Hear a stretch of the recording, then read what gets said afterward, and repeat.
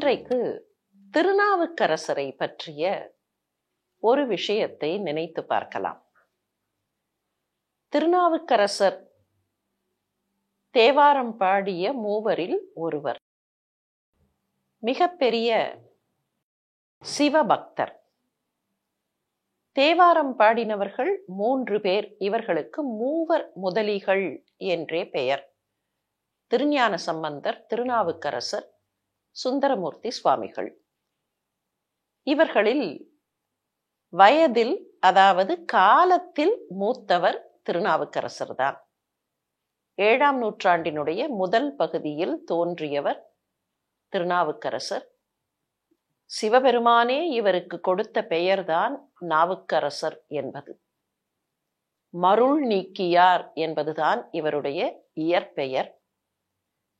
இவருடைய வாக்கு, இவருடைய பாடல்கள், சொற்கள் ஆகியவற்றின் பெருமையை கேட்ட சிவபெருமான் இவர் பாடிய தேவார பனுவல்களையெல்லாம் செவிமடுத்த சிவபெருமான் இவருக்கு வாகீஷர் என்கிற பெயரை கொடுத்தார். வாக்குக்கு ஈஷர், நாவுக்கு அரசர். இந்த திருநாவுக்கரசருடைய வாழ்க்கையில் ஒரு சம்பவம் நடந்தது. ஒரு சம்பவம் என்ன, பல சம்பவங்கள் நடந்தன. அவற்றுள் ஒரு சம்பவத்தை நாம் பார்க்க போகிறோம். எந்த அளவுக்கு கடவுள் மீது இவர் பக்தி செலுத்தினார், எந்த அளவுக்கு கடவுளை நம்பினார் என்பதை காட்டுகிற சம்பவம். இவரை ஒரு முறை சுண்ணாம்பு காலவாயில் அடைத்தார்கள். கிராமப்புறங்களிலே வாழ்ந்தவர்களுக்கு சுண்ணாம்பு காலவாய் எப்படி இருக்கும் என்று தெரியும். நீற்றறை என்று சொல்லுவார்கள். நீரு, அந்த நீரு வெந்து போகும்படியாக இருக்கக்கூடிய அறைதான் நீற்றறை. கற்பனை செய்து பார்க்க வேண்டும் என்றால் இப்படி கற்பனை செய்து கொள்ளலாம். ஒரு அறை போன்ற அமைப்பு, அதற்கு கீழே எப்போதும் நெருப்பு எரிந்து கொண்டே இருக்கும். அந்த நெருப்பு எரிவதற்கு மேலே தண்ணீர் இருக்கும்படியாக அமைப்பு வைத்திருப்பார்கள். கீழே நெருப்பு, மேலே தண்ணீர் என்றால் என்ன? அது தண்ணீராக இருக்காது, சுடுநீராக மாறிவிடும் இல்லையா? நீர் கொதித்து கொண்டே இருக்கும். அந்த கொதிக்கிற நீரிலே இருந்து ஆவி மேலே வரும், நீராவி. நீராவியின் வெப்பநிலை நீரை காட்டிலும் உயர்ந்தது. இந்த நீராவி வருகிற இடம்தான் அறை போன்ற அமைப்பாக இருக்கும். அறையின் பக்கவாட்டுகளில் சில மாடங்களை அமைத்திருப்பார்கள். தட்டு தட்டாக இருக்கும். சைட்ல படி என்று சொல்கிறோமே, அது போல தட்டு தட்டாக இருக்கும். இந்த தட்டுகளில் சுண்ணாம்பை வைத்து விடுவார்கள். இந்த நீராவியின் வெப்பத்தில் சுண்ணாம்பு நன்றாக அவிந்து பயன்படுத்துவதற்கு தக்க நிலைக்கு வந்திருக்கும். கட்டடங்களுக்கு பயன்படுத்துவார்கள். இதுதான் சுண்ணாம்பு காலவாயின் அடிப்படை அமைப்பு. இதிலே சில மாற்றங்கள் ஆங்காங்கே இருக்கக்கூடும். இப்போது என்ன செய்தார்கள்? இந்த சுண்ணாம்பு காலவாயின் படியில் நாவுக்கரசரை உட்கார வைத்து விட்டார்கள். நினைத்து பாருங்கள், இதற்குள்ளே காற்று வருவதற்கு வழி இருக்காது.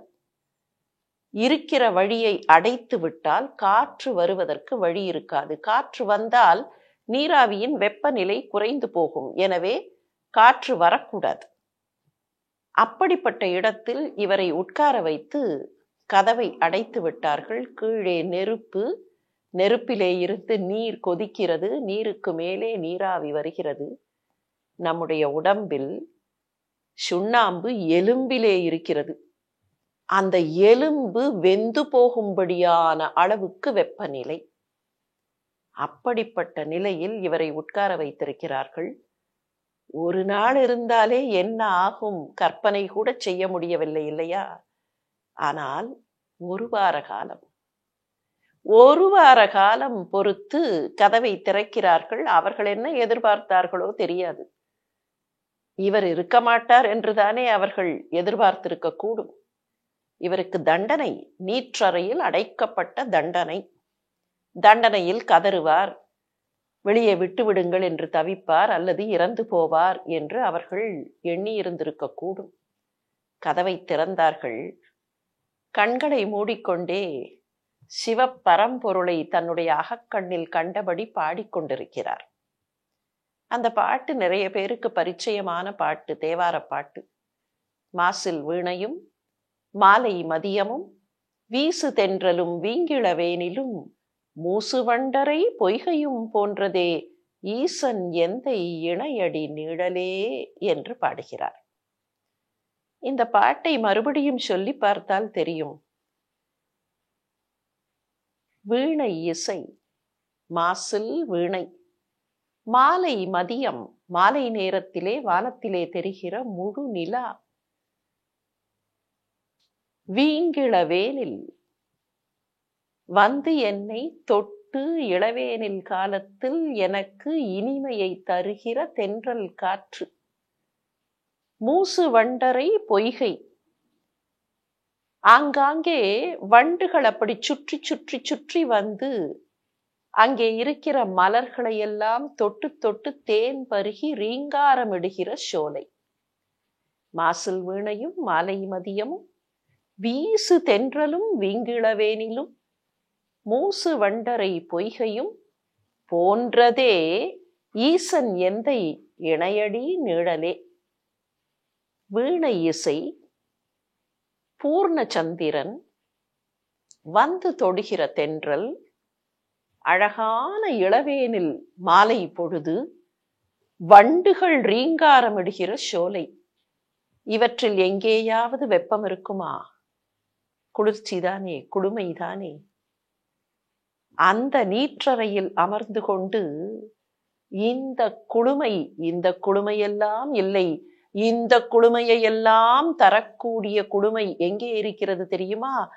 ஈசன் எந்தை, என்னுடைய தந்தையாக இருக்கிற சிவனார், அவருடைய திருப்பாதத்தில் இருக்கிற அந்த திருப்பாதம் தருகிற நிழல்.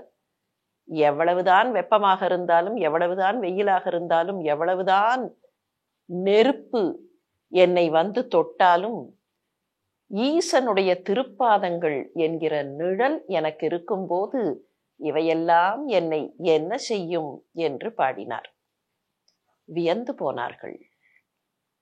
கதவை திறந்து அவர் எப்படி இருப்பார் என்கிற கற்பனையில் பார்த்தவர்களுக்கு குளுமையான சொற்களை பாடிக்கொண்டே குளுமையாக அமர்ந்திருந்தார்.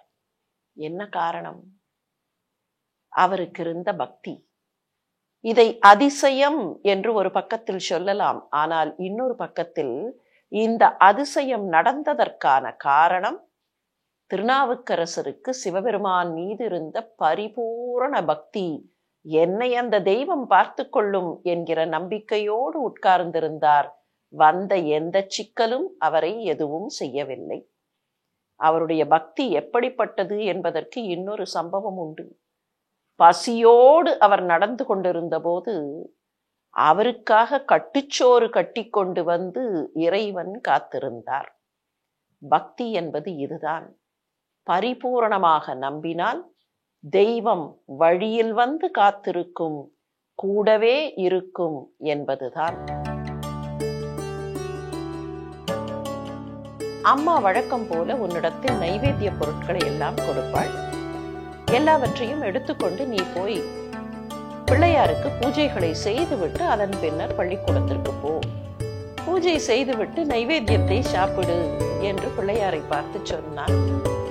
பிள்ளையார் சாப்பிடுவதாக இல்லை. அவனுக்கு தெரியாது, பிள்ளையார் சாப்பிட மாட்டார் என்பதெல்லாம் அந்த பிள்ளைக்கு தெரியாது. என்னுடைய பூஜையில் ஏதோ குறை இருக்கிறது என்று நினைத்த நம்பீசன் அங்கே இருந்த கல் சுவரில் தலையை மோதிக்கொண்டார். ஒரு கையால் எடுத்து அந்த நைவேத்தியத்தை சாப்பிட்டார்.